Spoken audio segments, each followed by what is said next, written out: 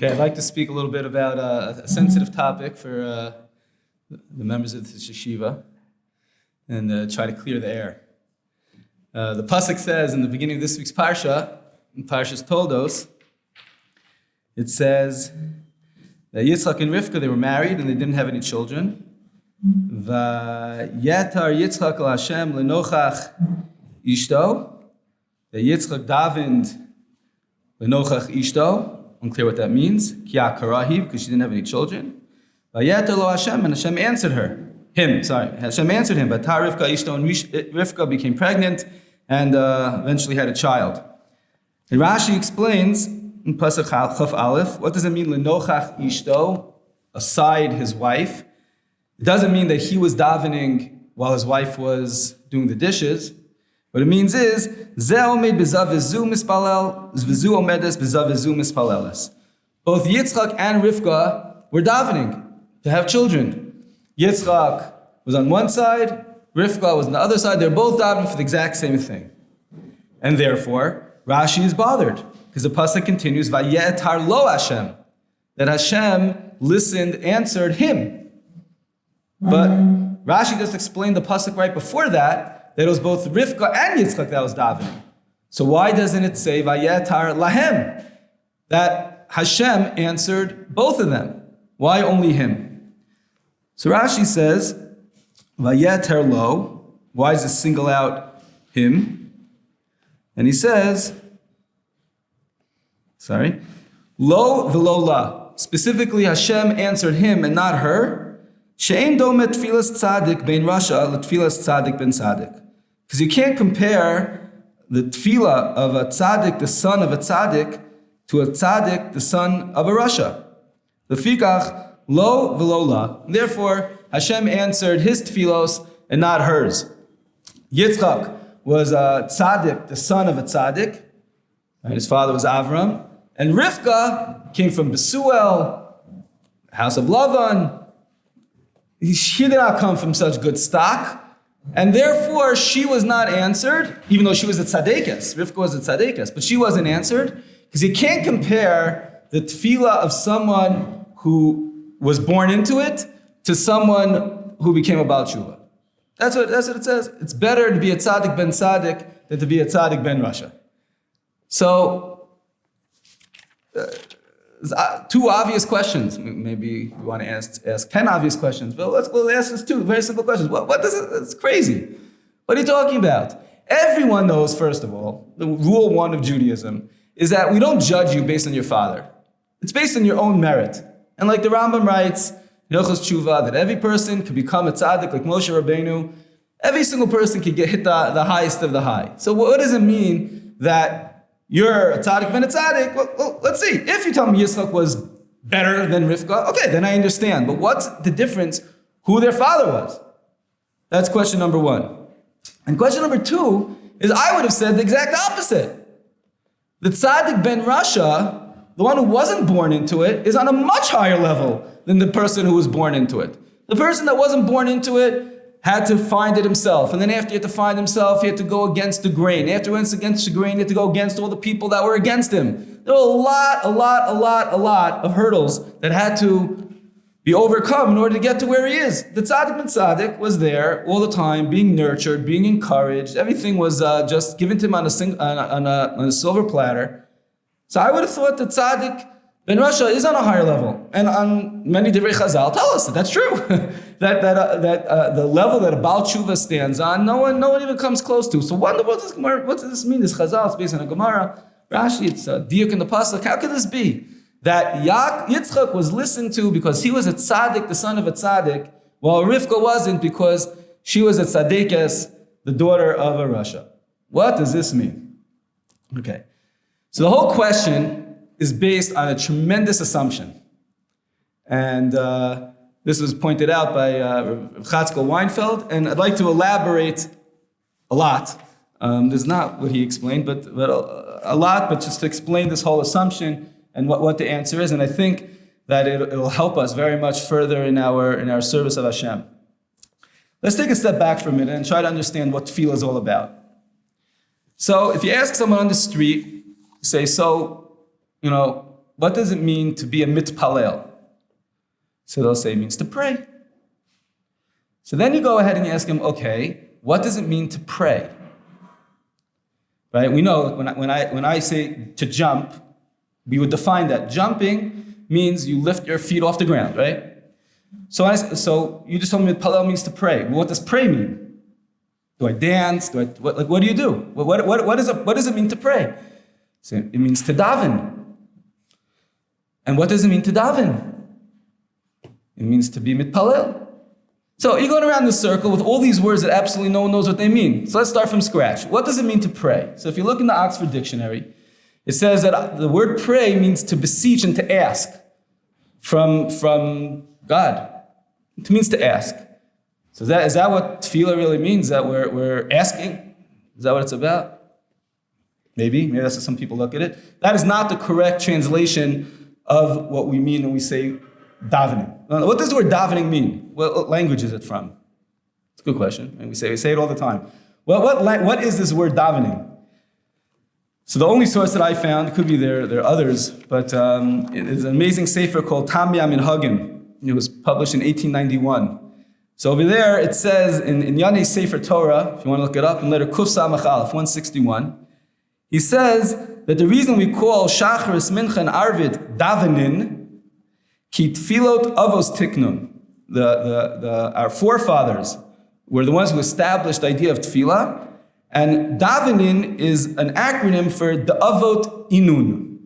Davenin is the avot ninun. It's something that came from the forefathers.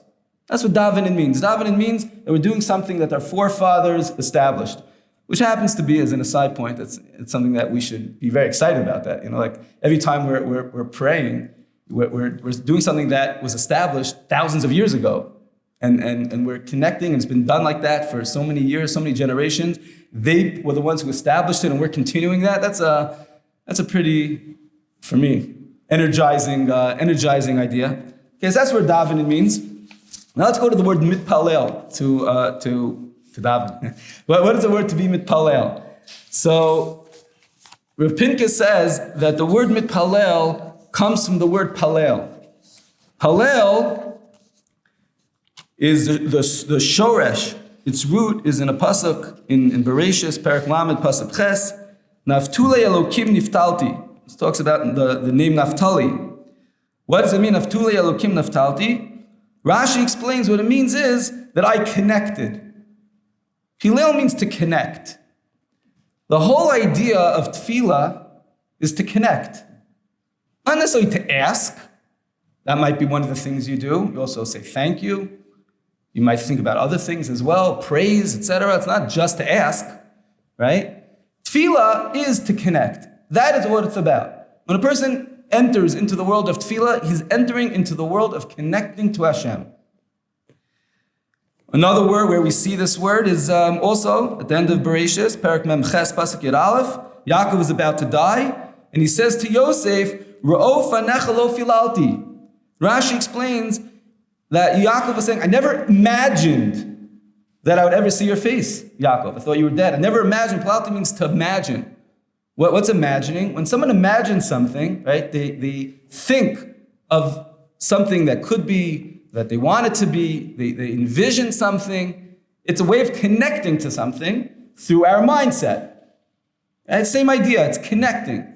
You can connect physically, you can connect in your mind. Pilel means to imagine, to think, a vision. And in fact, who leads our tefillos? What do we call the person that leads our tefillos? A chazan. What is chazan? Chazon. That he has a vision. He's connecting to something. So the one who has that vision, he's the one that's going to lead our tefillah. So tefillah is all about connecting, establishing a vision, what we would like. What would it be like if we had a lot of money? Barech Aleinu. Hashem, give us parnasa. What would it be like? We envision, we connect to that scenario, to that existence. What would it be like if we were all healthy? What would it be like if we had the redemption? What would that be like? We're connecting to Hashem through envisioning all of these other different types of scenarios that could be. That's what tefillah is. Tefillah means to connect. It doesn't mean to ask. It means to connect. Now, how do you go ahead and you connect? You want to connect to your wife. How do you connect? What's one of the most basic character traits that are needed is another word used for tefillah, and that is Aramaic. The Aramaic word for tefillah, anyone know what it is? Matzli. Matzli means to pray, daven, be mitpalel. Okay? Matzli means what we call to daven. What does matzli mean? So I saw in the Sefer Aksava Kabbalah. It was written in the beginning of the 1800s. Yaakov Tzvi Killenberg. He lived 1785 to 1865 as a Perish on Chumash. And he writes in Parshas Ve'era as follows. In Perek Tes, Pasach Chav Tes. He says, B'lashon Arami Yishamish Matzli. The word matzli, it means in Aramaic, al hashpalata koma lamata. When a person lowers himself down. For example, when we talk about saying tachanun in davening, right, we go like this. The Gemara uses the word matzli atzliye, that we lean down. We lower ourselves. The most important ingredient in anyone that ever wants to connect with anyone and anything is to go ahead and be humble. That's what it's about. Tefillah is a way of connecting. But really what's happening in our tefillah, being matzli, we're lowering ourselves. The way to connect is you start saying, I did go to medical school and I did do a residency and I do have a good business head, but the reason I'm successful and the reason I have money is because Hashem gave it to me. Right? You can have people that are completely healthy, perfectly healthy, and they're in shape and they work out and they diet perfectly, and all of a sudden they get a disease. That could happen because health is not really in our hands. Okay, we have to do our ishtadl. There's a mitzvah to take care of ourselves 100%. But at the end of the day, it's in God's hands. And the more a person focuses on the tefillah, the more a person becomes humble. The way that we connect to Hashem is we're saying, it's not about me, it's about you. And hey, Baruch Atah, you want to have a relationship with me, we're going to connect with one another. I appreciate that. I need you. That's what tefillah is all about. The tefillah is that we are connecting. And when a person goes through a tefillah, he transforms. It's a transformative experience. If someone would start davening and then ends davening, is the exact same person than he was in the beginning, then he obviously missed something. Because all the person had to do was meditate for one moment and realize that it's not about us, it's about Hashem, and I have this amazing opportunity to connect with God, and you're a different person. And that's why some of the Sfarim point out that the word mitpalel is a very, very funny word, because I don't know anything about dikduk, but mitpalel is the hitpael. It means it's the causative. Something happened to you. It's not the verb. It should have been mitpalel. I am acting. I am doing that. I'm connecting. Mitpalel means that it happened to you. It's the causative. The whole existence of a tefillah is that something happens to you. You transform. You connect. You've become lower. You've connected in a way that you never expected to beforehand. So that's what tefillah is all about. And we find that this in a Gemara. The Gemara says in Brachos, and Daf Lamed Daled, and look it up if you want, we don't have so much time. The Rambam in Hilchos Tefillah, Perek Hey Halacha Yud, the Rambam says, Kriya Ketzad. How does it work when a person wants to bow? He's supposed to bow during his davening. So how does that work? So he says, there are 5 times that you bow in Shmona Esrei. The bracha Rishona b'tchila b'sof. The beginning of Shmona Esrei, you bow down, Baruch Atah, right? And then again, Magen Avraham, that's 2 times. U'bahodaya b'tchila b'sof, at the end of Shmona Esrei, in Modim, also, you bow 2 times. U'keshegomer tefillah, and at the end, Korea posea shalosh psios la'achor, you take 3 steps back, that's your 5th bowing. Okay. And then the Rambam says, and this is also based on the Gemara, it says, Bamedvar mamurim behedyot. That is referring to the ordinary Joe. Aval, Kohen Gadol, Korea betchila kol bracha u'besov kol bracha. The Kohen Gadol would bow at the end of every single bracha. Baruch Atah Hashem Rufei Cholim. Baruch, every single one. The end of every single bracha, you'd go ahead and bow down. Vehamelech, and the king, Kevan sheshacha barishona, once he bows down in the beginning, Eino magbia rosha asher gomer kol tefillah. He never picks his head up again until the very end. Interesting. We don't know about that because we have never met a Kohen Gadol or a king yet. But our ordinary tefillah, the idea that we bow 5 times, that's for the ordinary Jew. But the halacha is that the Kohen Gadol, he has to bow down at the end of every single bracha, and the Melech, he has to stay down the entire time. What's up with that? Why does every person have to have different customs in our bowing? So Rashi explains in the Gemara in Brachos, Daf Lamed Daled.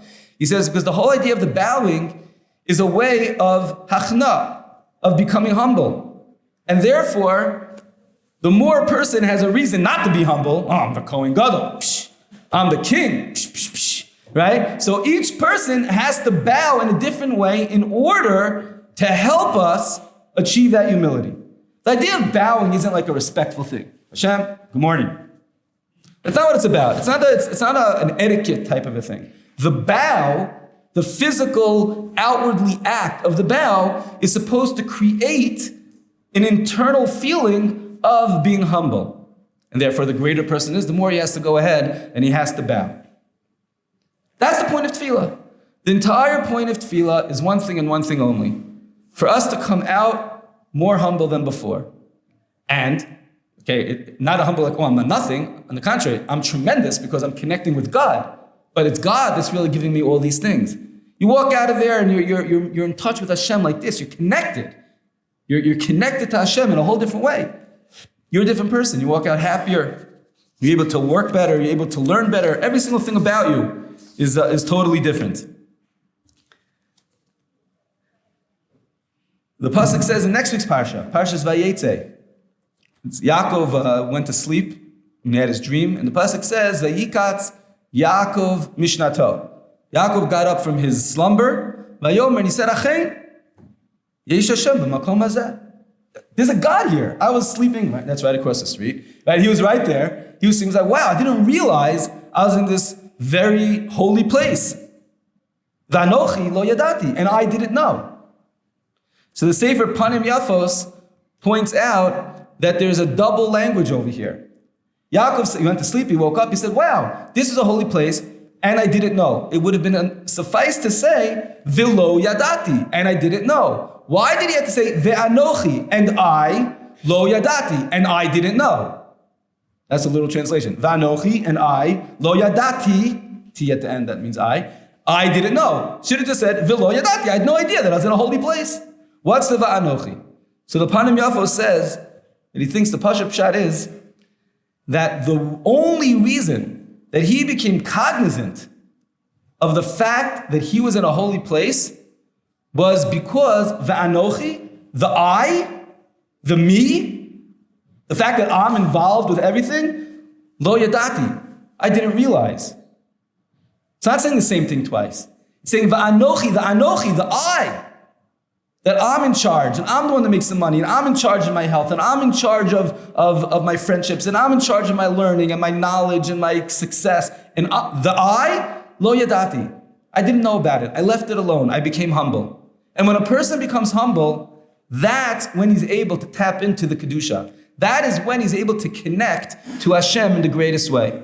Like we've mentioned, said this a few times, that you can have a minyan, right? We know in order to say Kadosh, Kadosh, Kadosh, you need to have a minyan. 10 people. So if you had 9 people that were on the level of Reb Chaim Kanievsky, the greatest Torah giant of our generation, would you be able to say Kadosh, Kadosh, Kadosh? No. You'd have 10 people that are nobodies, they just like picked off the street. They don't know an aleph from a bet. You bring them to, you're Jewish? Yeah, I'm Jewish. Okay, let's come together. Let's say Kadosh, Kadosh. Can you do it? Yeah. What's the idea? I mean, these 9 people are much holier, but that doesn't do it. Why? Because to say Kedusha, to experience holiness, you can't do it as individuals. You have to be able to connect as one unit to become together with other people. If it's me and you and you and you trying to do it together, you can't do holiness. The only way to access Kedusha is if we nullify ourselves. It's not about me, it's about us. And we make a group. And the group, we learn, is 10 people. That's what it's about. It's about Va'anochi lo yadati. It's not about me. So the more a person becomes humble, the more we bow and we recognize what bowing is. It's not just this thing that you're supposed to do. It's supposed to create within us this idea that it's not about me, it's about Hashem. So then we're able to connect to Hashem in the greatest way. Okay, now let's go back to our question that we started off with. We ask, how could it be that the tzaddik ben tzaddik, his tefillah is answered in a greater way?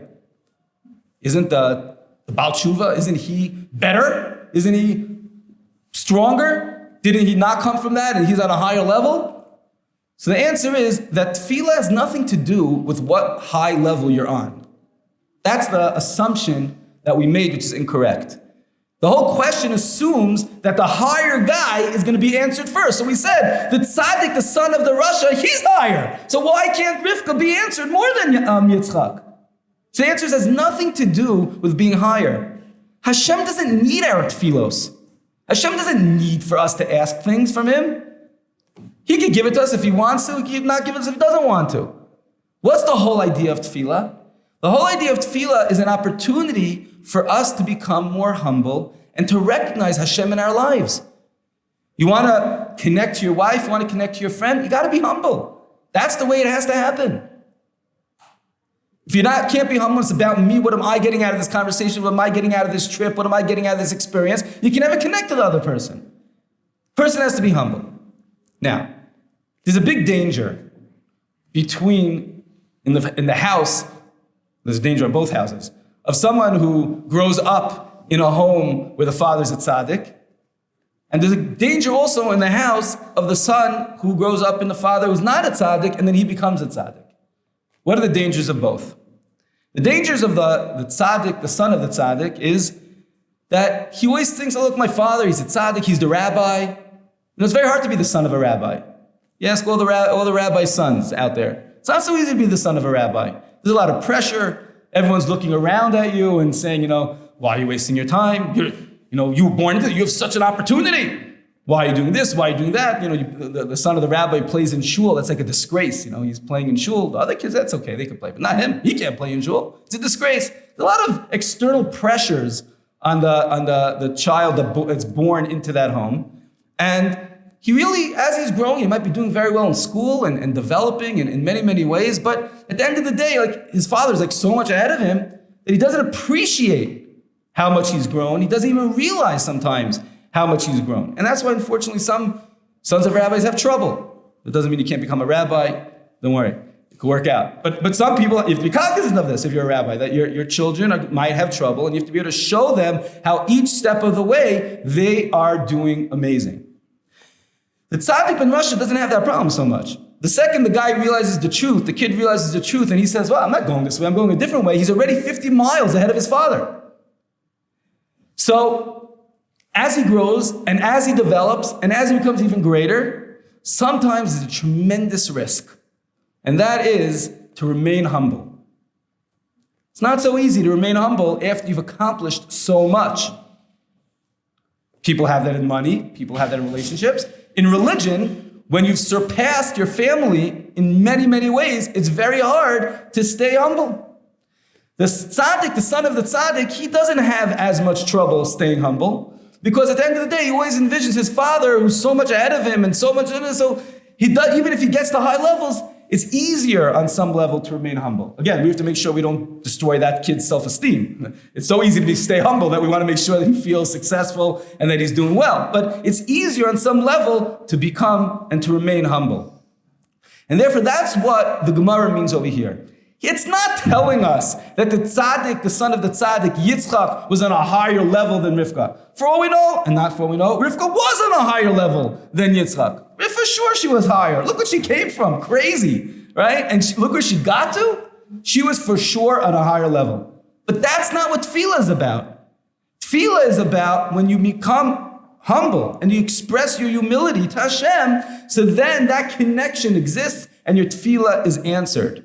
That is unrelated to how high of a level you are and in your service of God. It's one thing and one thing only, that is humility. And therefore the Gemara is saying over here, when it comes to tefillah, Rashi specifically says, by tefillah, you can't compare the tefillah of a tzaddik, the son of a tzaddik, to a tzaddik of a rasha. So, what do we have to do? If our fathers aren't tzaddikim, let's say, so then we just have to work on our humility. That's it. Doesn't mean it can't get your tefillahs answered. It just means that we have to recognize what do we have to work on? What area do we have to work on in our tefillah in order for our tefillah to be able to work in the greatest way? And that is, we just have to make sure that we're always humble. We have to make sure that through our tefillah, we're able to connect. Through our tefillah, it's hitpael, right? It causes us to be a different person. When we walk out of that tefillah, we're different. We're transformed. We're connected to Hashem in a much greater way. And through that happens because we are humble. So Bez Hashem, our tefillah should be able to get greater and greater and greater. And through that, we can become greater and greater and greater. And our connection to Hashem should be that successful as well. Shavua Tov.